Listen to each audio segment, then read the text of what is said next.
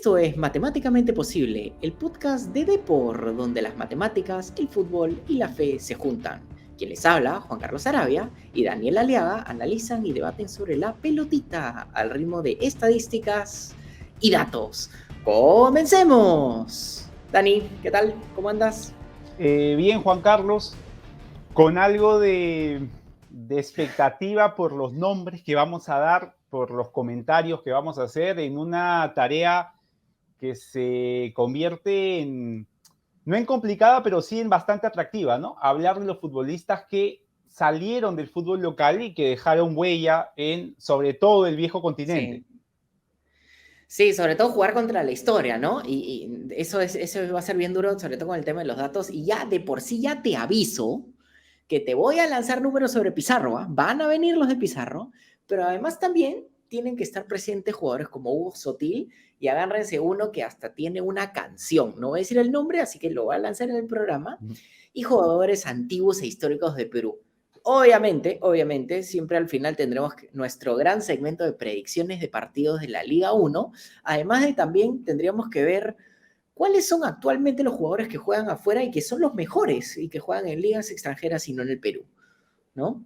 Acuérdense siempre que si les gusta el programa, síganos y pongan una estrella al podcast desde su celular en Spotify. Bueno, Dani, acá hay un tema bien complicado, ¿no? El tema de en sí, ¿quién es el mejor jugador, el más talentoso o el más exitoso de la historia del fútbol peruano internacionalmente hablando? Yo diría, Juan Carlos, el futbolista más talentoso a nivel de clubes en el fútbol extranjero. Ya de por sí, un solo criterio para determinarlo sería en el fútbol del viejo continente, en Europa. Me lanzo con todo y digo de que Claudio Pizarro, ¿no? Si bien es cierto, hemos tenido futbolistas que al igual que Claudio Pizarro, también han ganado una Sí. Champions League, como el ya fallecido Conejo Benítez, un central jugando en el fútbol italiano en los años en los que para jugar en el fútbol italiano, digamos, había un límite de extranjeros.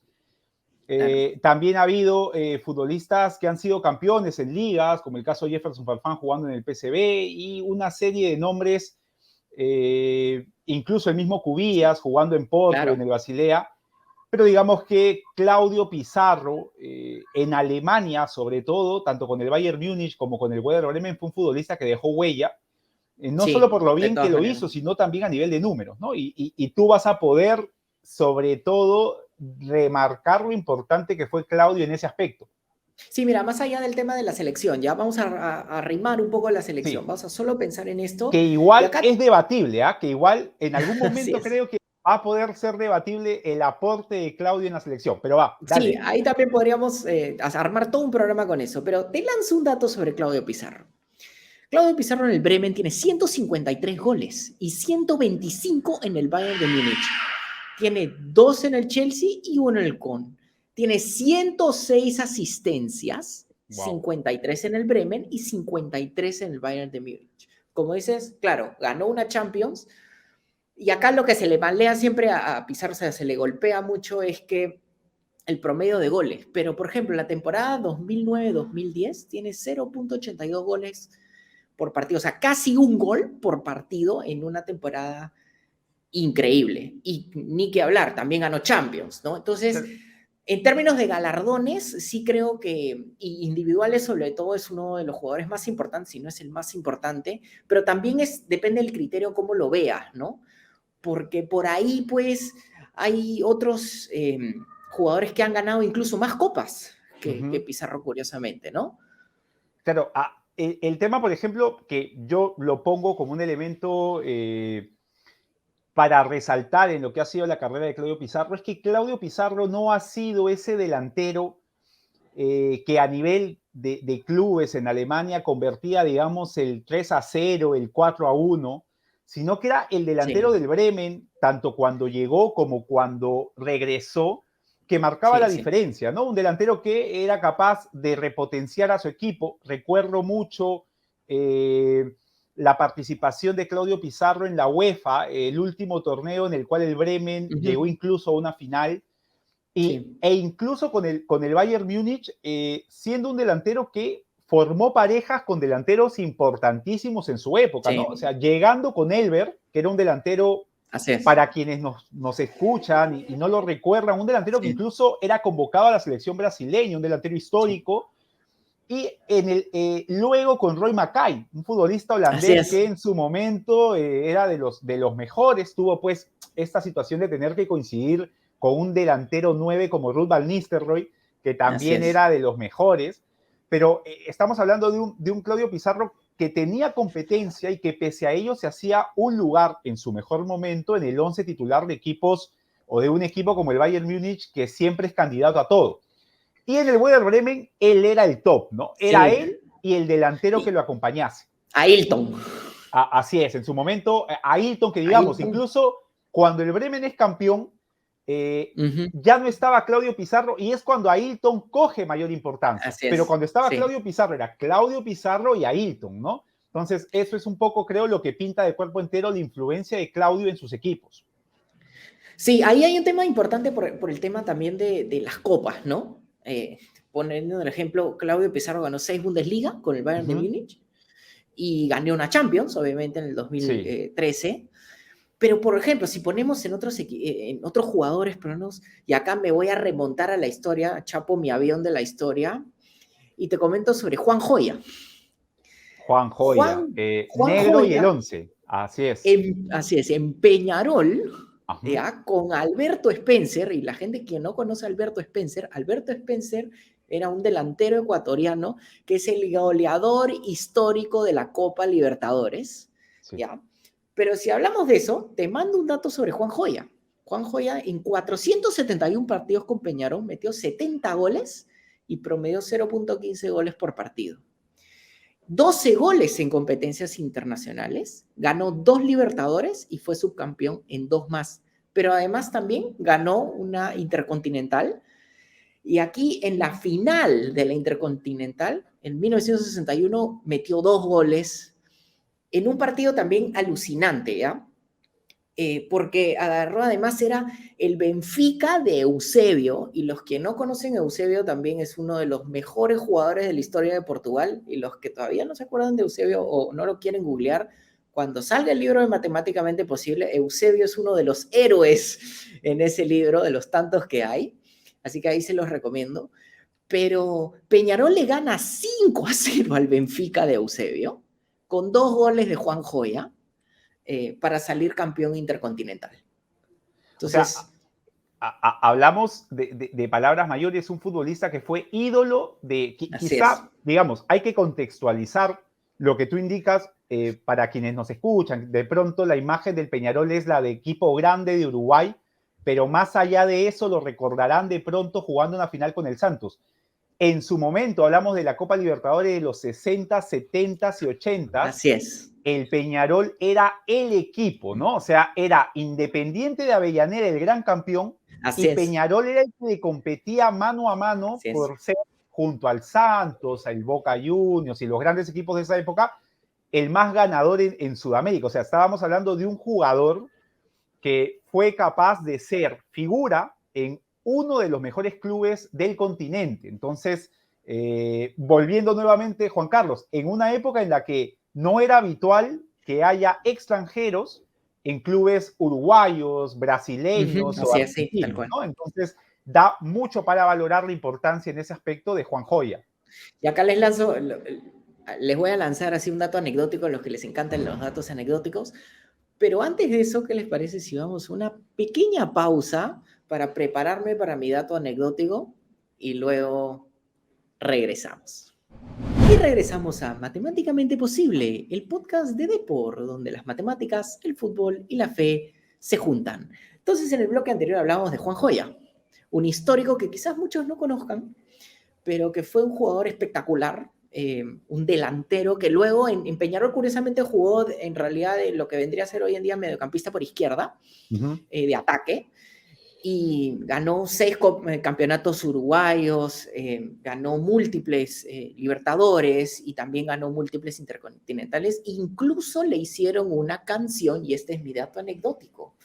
Juan Joya, quizás, quién sabe, es de los pocos jugadores peruanos que tiene una canción que se llama Joya y Spencer. Y si quieren las pueden buscar en YouTube, que justamente hacen arenga a la gran delantera que era del Peñarol de esa época. Peñarol, ¿no? Un peruano y un ecuatoriano en uno de los Así mejores es. equipos, no solo del continente, sino del mundo, ¿no? Sí. Que era de la época en la cual los mejores equipos podían ser sudamericanos, europeos. No Sí. muy alejado de lo actual, pero digamos, eran los dos grandes continentes a nivel de fútbol. Sí, entonces yo creo que no hay que menospreciar también los jugadores que no llegaron a Europa. Juanjo es un ejemplo sí. espectacular. O sea, Spencer lo quisieron jalar de múltiples equipos italianos y al final nunca se fue. Pero también pensando en otros jugadores que sí lograron, es que creo que los nombres suenan mucho. Por ejemplo, el tema de que Hugo Sotil ha llegado al Barcelona y que ahí les lanzo el dato, ¿no? Hugo Sotil metió 20 goles en 70 partidos, o sea, con un promedio de 0.26 y fue campeón en 1975 en la Copa América, ¿no? Claro. Entonces, Sí, prosigue, entonces Juan Carlos. fue un jugador que en realidad también la gente mucho se acuerda por el hecho que jugó en el Barcelona, pero también porque fue muy talentoso.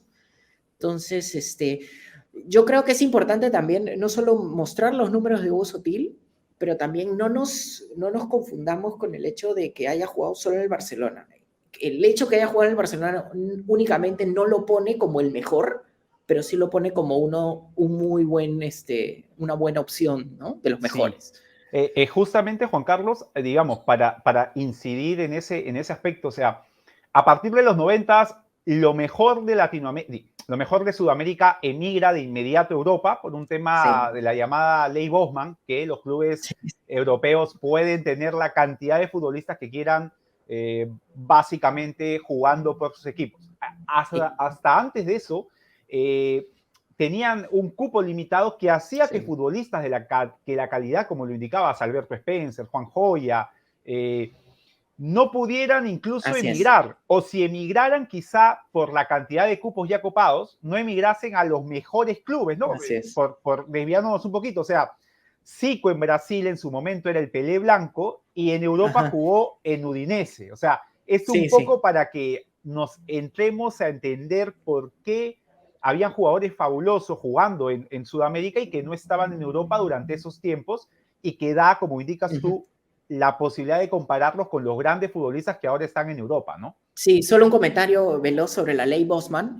La ley Bosman fue una ley relacionada a la contratación de jugadores extranjeros y que personalmente creo que mató al Ajax de Ámsterdam, que tenía un equipo fabuloso y que incluso llegó a 2 finales de Champions seguidas, ganó una, perdió otra, pero luego con la ley Bosman fue prácticamente defalcado de jugadores. Es verdad. Entonces, también es un tema interesante. En algún momento sería importante, Juan Carlos, conversarlo para entender incluso cómo esto modificó no solamente la posibilidad de adquirir futbolistas de nuestro continente, sino que también generó esta diferencia que a veces uno ve en la primera ronda de la Champions, ¿no? Antes, el Ajax era capaz, lo hace, pero muy de vez en cuando, pero antes era normal que el Ajax compitiera con los más grandes y también cualquier equipo, sea de la ex Yugoslavia, Rumania, pero en la actualidad ya es mucho más difícil que eso pueda darse, ¿no? Sí, creo que esto ha chocado con los jugadores peruanos, porque los ha obligado a también en esa época a no poder inmigrar, como dices, a equipos en Europa. Pero, ¿sabes qué? Si bien es cierto que los mejores, vamos, en TikTok yo puse un video en Mate Posible sobre las ligas más fuertes en el mundo, donde la Premier es la primera, luego viene la española y luego viene la Bundesliga alemana. Bundesliga.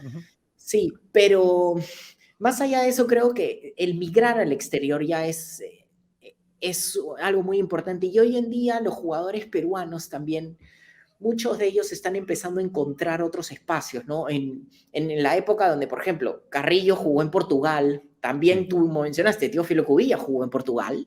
También. Entonces, lo que va ocurriendo es que por temporadas, vamos a llamarlo así, se vuelve una especie de espacio para que jugadores peruanos puedan migrar, basta que uno le vaya bien, así como fue Alemania con el Paolo Guerrero, Claudio Pizarro y Jefferson Farfán en el Schalke, claro. ¿no? Lo que tú indicas, Juan Carlos, es muy cierto porque incluso le abre el mercado a futbolistas que por ahí en su momento no muchos recuerdan, pero creo que Roberto Silva tuvo una prueba en el Bremen, creo Así que es. Aldo Corso también lo tuvo. Empezó a haber, digamos, como bien indicas, la posibilidad de observar el mercado tras encontrar a un futbolista como Claudio Pizarro, que lo increíble de Claudio es que sale de la Alianza Lima y llega directo a jugar por el Werder Bremen Sí, en la Bundesliga y empieza a destacar, ¿no? Porque incluso el año siguiente ya Bayern Múnich, que siempre ha tenido esta práctica de llevarse a lo mejor de los otros clubes, termina llevándoselo a Claudio Pizarro. Las dos buenas temporadas, si mal no recuerdo. así es. Es más, te lanzo un dato sobre... juntamos a Paolo Guerrero y a Jefferson Farfán y Sí. en la liga alemana, y acá viene el dato, entre los dos en conjunto convirtieron 116 goles, en los cuales obviamente Paolo Guerrero convirtió 3 en el Bayern de Múnich, 51 con el Hamburgo, Es un número bastante y grande. sí, sí, y Jefferson Farfán en el Schalke 04 convirtió 52 goles. Pero me quedé con hambre y te voy a lanzar un dato que a mí me parece personalmente más interesante sobre Jefferson Farfán, que en el Schalke 04, en sus 224 partidos, tuvo 70 asistencias, siendo delantero, lo cual habla también y que a veces, y ahí yo me incluyo, que a veces es como el delantero solo tiene que meter goles. Ojo, creo que ampliaría eso. El Sí. delantero no solo tiene que meter goles, también tiene que generar asistencias y no me salgan con el flor ese de jalé marca, entonces eso cuenta. No, no, no. Es un pase, un traslado. Para Es mí eso verdad. es generar peligro y no jalar marca, una estadística casi imposible de Sí. medir. Es verdad también, Juan Carlos, si mal no recuerdo, es en el Schalke en el que empezamos a ver a un Farfán ya no jugando en banda izquierda para la diagonal o de Uh -huh. delantero, como salió de Alianza Lima, sino un Jefferson Farfán haciendo la banda derecha en un Schalke que, si mal no recuerdo, tenía al otro lado a Jurado, el Uh futbolista -huh. español, y los delanteros eran Raúl y Klaas Huntelaar. Sí, Digamos, Juntelar, sí. si mal no recuerdo, también creo que estaba en algún momento Rakitic. Era un muy buen equipo que Uh llega a -huh. semifinales de Champions, pero ya un Farfán que, como bien dices, ¿no? Creció en la capacidad de asistencias, producto no solo de mejorar en su producción, sino también ya por una posición distinta a la que de repente tuvo tanto en Alianza como en el PSV, donde prácticamente era un atacante total, ¿no? Él se movía por todo el frente de ataque, más Sí, posicional exacto. en el Schalke, es cierto. Sí, tal cual, tal cual. Es súper interesante porque también hay que medir a los jugadores también con las varas como correctas en el sentido de, es como decir, André Carrillo le fue mal porque no metió muchos goles, Exacto, solo sí. para darle la idea, ¿no? Cuando jugó en Portugal en el Sporting de Lisboa en 162 partidos, y acá les lanzo el dato, metió 16 goles, pero tuvo 39 asistencias. Entonces, creo que es importante para saber cómo medir mejor a los jugadores es sobre la base de cuáles son sus mayores fortalezas y empatar uno con otro, ¿no? Goleador con goleador, asistidor con asistidor. ¿Tú Es, cómo lo es, un, ves? poco, es un poco, Juan Carlos, lo que tú indicas, estoy de acuerdo con que hay que evaluar un futbolista no solamente en cuanto a los registros de goles, porque al parecer Ujú. o pareciera que todo futbolista que no es defensor o volante de contención está en la obligación de convertir goles para evaluar Así su es. paso como bueno. Entiendo que esto surge a partir de la figura de Leo Messi en su momento como Sí, extremo así es. derecho de Barcelona, y en su momento también Cristiano Ronaldo jugando en el Manchester como extremo derecho y luego en su posición esta de izquierda hacia el medio, que en realidad era un centro delantero Sí, retrasándose para llegar al área. Ahora, es verdad, Carrillo incluso llegó a jugar tanto en la Champions League, llegó a afrontar partidos de sí, UEFA, tuvo una participación interesante en un equipo caracterizado por adquirir futbolistas de mercados no muy habituales y repotenciarlos para sacarlos a así es. otros clubes. Quizá ese fue el tema con Carrillo, ¿no? O sea, Carrillo, pese a hacer una buena campaña con el Sporting de Lisboa, luego tendría este inconveniente para llegar al Benfica, o sea, temas que ya Sí. pasan más allá de su carrera como futbolista en la cancha. Y Ujú. cuando llega a la Premier League, fue todo muy rápido, ¿no? Sí, Exacto. bajo. Entonces, la carrera de Carrillo en ese aspecto termina por hacer que no se evalúe tanto lo bueno que pudo haber sido o que fue su paso por el Sporting de Lisboa, que debió de pronto haberlo catapultado a una buena, digamos, un buen cierre en el Lisboa para llegar perfecto al Benfica y de ahí emigrar a una liga. Su salida del Lisboa Sí, no fue la mejor, llegó al Benfica y luego al fútbol y inglés y exacto, ¿no? chao. Este fue el inconveniente con el gran André Carrillo. Sí, de acuerdo. Y ahora te voy a lanzar un par de nombres también y también ir matizando un poco por un tema que también me interesaría comentarlo contigo, pero antes de eso, ¿qué les parece si vamos a una pequeña pausa? Regresamos a Matemáticamente Posible, el podcast de Depor, donde las matemáticas, el fútbol y la fe se juntan. Entonces, con Daniel en el segmento anterior hablamos de André Carrillo y también este tema de matizar un poco y comparar, como llaman coloquialmente, papas con papas, y un delantero como debe ser, el que es goleador con otro goleador y el que es asistidor con otro asistidor. Pero, por ejemplo, hay jugadores como Chemo del Solar, vamos a poner un ejemplo, que si tú le dices y mides a Chemo del Solar por la cantidad de goles que metió afuera, digamos, en Europa, es como que el pobre saldría terrible. Uh-huh. Acá te lanzo un dato sobre Chemo del Solar. Chemo del Solar en Salamanca metió apenas 6 goles en 36 partidos, con un promedio de 0.16 por partido, pero en ese equipo fue la mayor cantidad de goles que metió cuando jugó en Europa. Con el Tenerife metió 5, con el Celta 1 y con el Besiktas 1. Entonces, ¿eso quiere decir que Chemo del Solar es un mal jugador? No, para nada, en lo más mínimo. Es En más, absoluto. al final de su carrera terminó con la U en la última campaña que tuvo fueron 10 goles en total, entonces la verdad que no es que sea un monstruoso goleador ni mucho menos, pero creo que hizo una carrera increíble al punto que cuando esta famosa historia que quisieron jalar en la selección peruana Marcelo Bielsa como técnico y dijo esta famosa frase de dime 10 peruanos que juegan en un nivel superior internacionalmente, y el único que él mencionaba era Chemo del Solar, para que más allá del tema de los otros 9 y todo el asunto, para que Marcelo Bielsa diga que Chemo del Solar era un excelente jugador, uno para mí, y ahí, queridos oyentes, sí se los comparto completamente, para mí Marcelo Bielsa es uno de los mejores técnicos de toda la historia, además es brillante, y que diga que Chemo del Solar es un excelente jugador, habla mucho de él. Sí.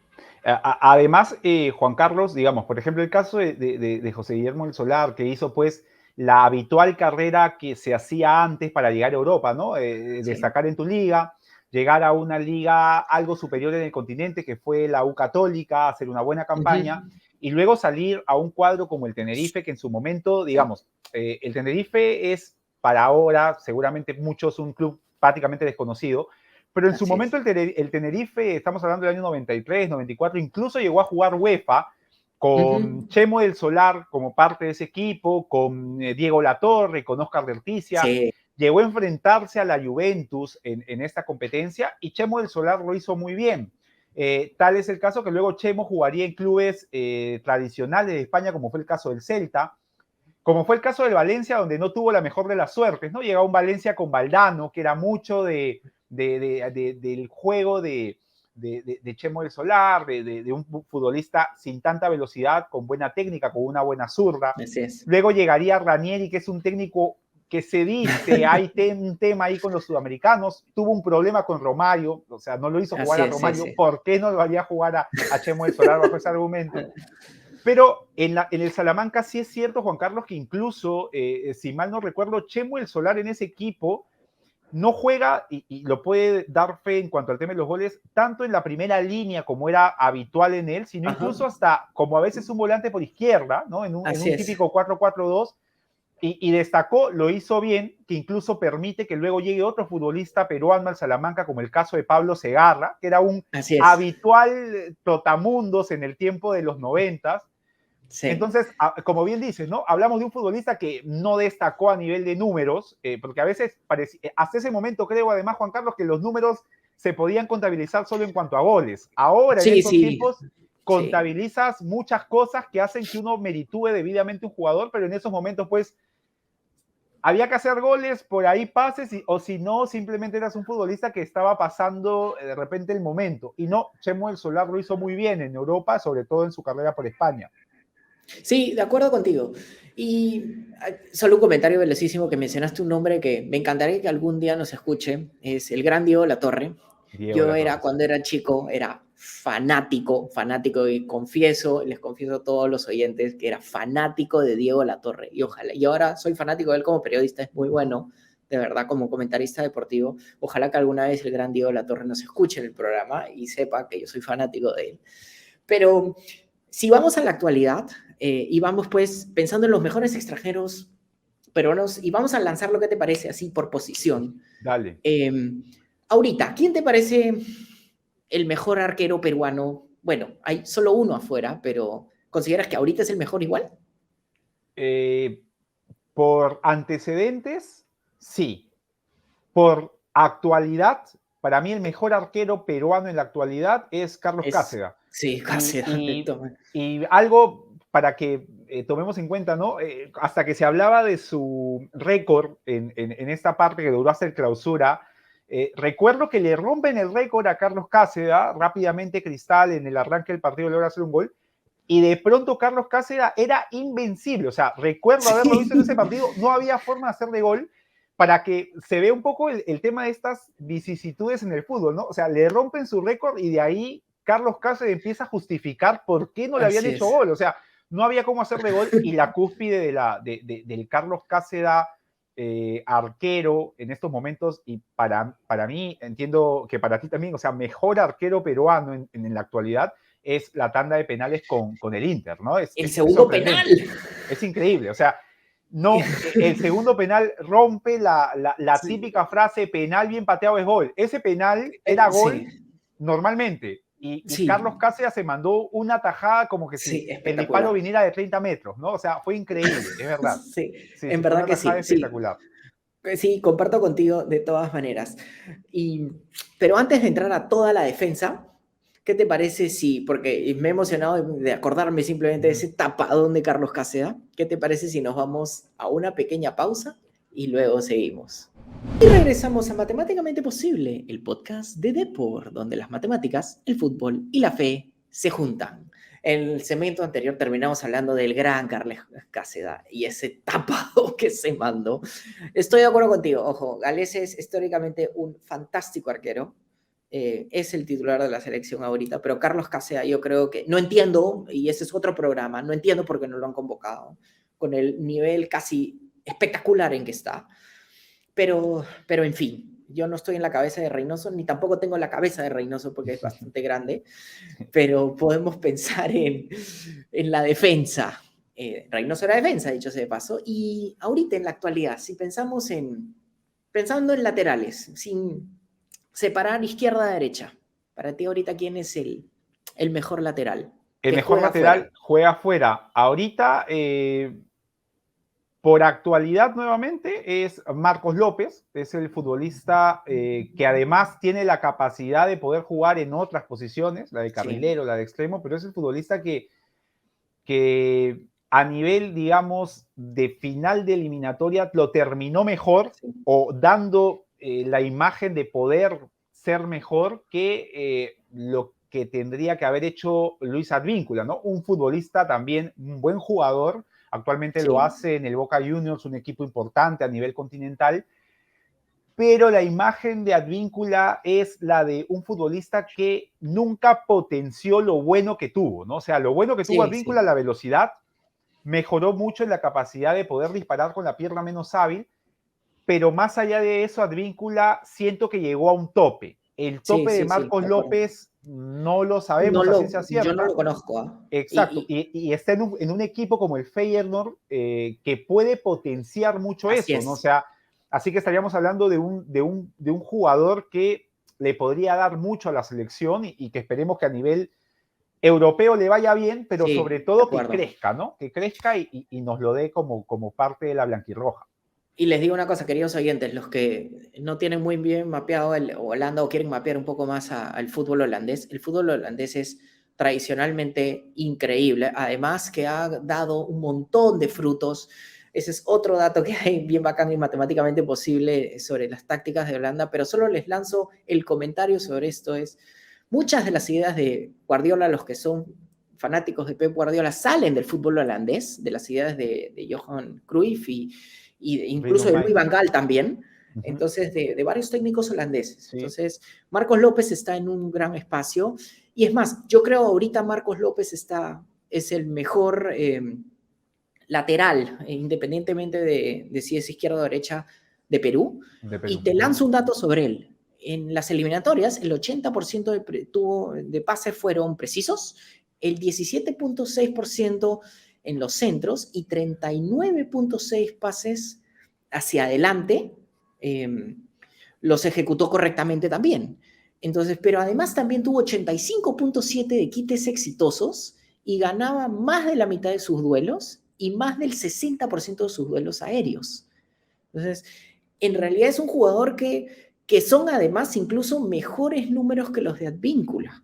Exacto. ¿Sí? Sí. Y es un futbolista que además la impresión que dio que terminó por ser mejor que el que era el titular en esa posición. Así o al menos dar la impresión de que podía hacerlo mejor. Exacto. O sea, hablamos de un futbolista que ha crecido mucho y como bien indicas, ¿no? O sea, da gusto ver que llega a un club y sobre todo a un país donde hay mucho de formación, ¿no? Es como que llegar a Holanda te forma para lo que viene después.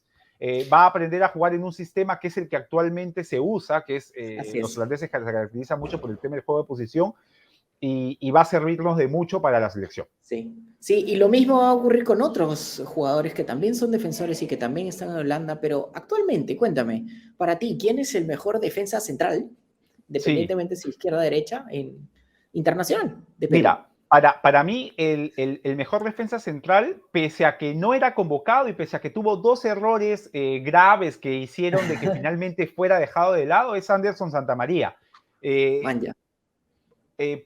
Si mal no recuerdo, campeón en la Liga Mexicana, titular, un futbolista con una capacidad importante para jugar en equipos que proponen, lo cual hace que para mí sea más importante su proyección que, por ejemplo, la de Miguel Araujo, que si bien es cierto, se ha ganado un nombre en el fútbol holandés, está en un equipo que lo usual es que tenga que resistir. Distinto al escenario de un Anderson Santamaría que es, digamos, el que prácticamente da el pase de salida. Otros futbolistas en el extranjero, como el caso de Zambrano, creo que al igual que Advíncula, son futbolistas que ya llegaron a su techo, que ha sido o es un futbolista bueno, con todos los demás temas que pueda tener, pero Anderson Santamaría es un futbolista que creo puede armarse un equipo en torno a él, teniéndolo como pilar defensivo. Después, Abraham siento que fue decreciendo en su crecimiento, valga el contraste, y el caso de Callens, creo que es un futbolista que necesita de un defensor que lo ordene. Entonces, la idea de jugar, por ejemplo, con Anderson Santamaría sería bastante importante. Tú, por ejemplo, Juan Carlos, ¿qué jugador verías de los defensores peruanos como un futbolista fuera del país de los más importantes? Es que curiosamente a mí sí me gusta Santamaría por los números que tiene. Tú hablabas de los pases en salida y acá les lanzo un dato. El 57.3% de los pases largos de Anderson Santamaría son efectivos. Entonces, sí sale bien, pero además también tiene 22 intercepciones y tiene 26 despejes y 8 bloqueos en esta temporada, en los 10 partidos que tiene. Tiene mejores números, tanto que Callens en salida. Callens tiene un 27% de pases largos, que no es muy bueno, y tiene mucho mejor, por ejemplo, porcentaje de quites que Araujo tiene una efectividad, y acá les lanzo un dato sobre Araujo, 28.6% de efectividad en los quites. Incluso mejoró, porque antes estaba mucho peor. En otros programas habíamos mencionado de lo pésimo que estaba Araujo en el tema de los quites. Entonces, creería que es hasta ahora el mejor. En lo único que sí todavía Santamaría está un poquito más abajo es en fouls, en tarjetas amarillas y rojas, porque lógicamente mi amigo Carlos Zambrano, que cuando se retira el fútbol podría ir de vuelta a la lucha mexicana o a WrestleMania, tranquilamente, le gana, ¿no? Es mucho más violento, pero Santa María también, a veces, si baja los humos en esos cortes que se le escapan, creo que incluso sería un mejor jugador, ¿no? Y Sí, sí, sí, es cuéntame, verdad. medio campo, ¿cómo la lanzas? En Ahí medio vamos a campo, lanzar así de uno defensivo y uno ofensivo. correcto. Defensivo, me inclino por el momento actual de Renato Tapia. Bueno, Ujú, no, sí, no tiene, digamos, la imagen que ofrecía cuando llegó el Chocho Coudet y lo puso de volante claro. defensivo, pero creo que sigue siendo el mejor volante defensivo que tenemos, por encima incluso de Aquino. Y de volante ofensivo, si bien es cierto, no está en un mercado que sea, digamos, de los mejores, pero creo que Cristian Cueva sigue siendo nuestro volante ofensivo Sí. más trascendente, ¿no? Sergio Peña me parece un futbolista bastante irregular. Sí, de acuerdo contigo. Mira, para serte bien honesto, hay mucha gente que me dice que aquí no es mejor que Peña, que Tapia, perdón, Tapia. Uh -huh. ¿ya? La verdad que yo pensaba que los números me iban a decir también eso, sin embargo, no es así. Les lanzo un dato sobre Tapia. En 5 partidos tiene 66.7% de efectividad en quites, 69.2% en duelos y 66.7% en duelos aéreos ganados. ¿Sí? A diferencia, y en pases largos, para no quedarme con esto, 71.9% de efectividad en pases largos y en general en pases tiene 90% de pases certeros. A Sí. diferencia, y acá me quedo con lo de Aquino, a diferencia de Aquino, que tiene 61% en pases largos, es bueno también este Ajá. 88.6% de pases certeros, sin embargo, Aquino tiene este tema que pasa muchos a los lados, hacia la izquierda casi 40% de sus pases, y en general suele pasar también hacia atrás en un buen Claro. porcentaje. No es un futbolista que te Entonces, rompe la posesión con un pase exacto, filtrado. Uh -huh. así es. Entonces ahí hay un tema también importante, ¿no? Creo Sí. que Tapia, ojo, tiene menos partidos Tapia tiene menos partidos que Aquino, o sea, 5 menos partidos y tiene mejores números. Entonces yo diría que Renato Tapia de todas maneras. Y dentro de los volantes ofensivos, sí estoy de acuerdo contigo que Cristian Cueva todavía, Sigue siendo el mejor. sí, Solo, todavía faltan goles. Ahorita sí, tiene una asistencia en esta temporada, pero igualito lo que nos dio la eliminatoria pasada, eh, no es no hay forma incomparable, de ¿no? tomarlo en Sí, cuenta. Y es solo para incomparable. coronar lo que comentabas, Juan Carlos, de los datos que nos brindas, da que pensar que podrían complementarse muy bien Tapia y Aquino, ¿no? Sí, por supuesto. Dos futbolistas con mucha capacidad para el quite, con mucha capacidad para la defensa, pero un futbolista como Tapia con mayor capacidad para poder generar, filtrar pases y uno como Aquino para mantener la posesión. O sea, se podrían complementar muy bien pese a la imagen que tenemos de que en la actualidad dos volantes Así. defensivos no pueden jugar juntos y siempre debe haber un lanzador. Tapia puede hacer esa chamba, ¿no? Y por favor, Mourinho jugaba con 3, el Exacto, tribote cuando jugaba en el Real exacto, Madrid, exacto. así que no Es hay que verdad. contarnos cuentos. Y acá viene la parte picante, los delanteros. Lánzame un delantero. Yo, particularmente el tema ahí, me parece que se decanta por el ítalo peruano La Padula, Sí, por nuestro claro. bambino, porque, digamos, lo de Valera es muy reciente. Y lo de Ormeño es ya, digamos, repetitivo, salvo un arranque de campaña, si mal no Sí, recuerdo, creo que con el Pachuca, no recuerdo exactamente el nombre, que tuvo una muy buena producción, que incluso eso que por ahí hasta México lo quisiera tentar, pero después sí. de eso Ormeño se ha convertido en un delantero con no tanto gol, y lo de la Padula creo que sigue siendo lo más destacable a nivel de ataque en Perú. Sí, es verdad. Ahí yo estoy de acuerdo contigo. Por más que los números no lo digan, y ya lo mencionamos en programas pasados, los números de Ruiz Díaz son increíbles. Son muy buenos números. Tiene 9 goles. Les lanzo el dato, ¿ah? Pido perdón, Juan Carlos, no lo mencioné a Ruiz Díaz, pero aún así creo que la Padula es el mejor. Sí. Sí, sí, sí. Y acá les lanzo el dato sobre Ruiz Díaz. Tiene 9 goles en esta temporada y una asistencia. Tiene un XG, una expectativa de gol de 7. O sea, supera el peligro que genera con los goles que hace. Y tiene 81% de pases completos con 8 pases progresivos y casi 4 disparos por partido.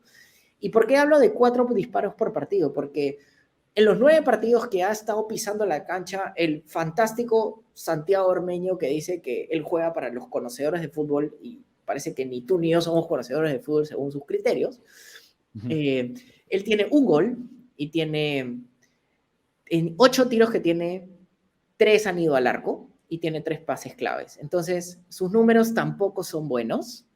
Ruiz Díaz los sobrepasa rotundamente, y la Padula, si bien acá es una apreciación más subjetiva, creo que está por encima de Ruiz Díaz, por más que los números todavía del ítalo-peruano no son los más redondos.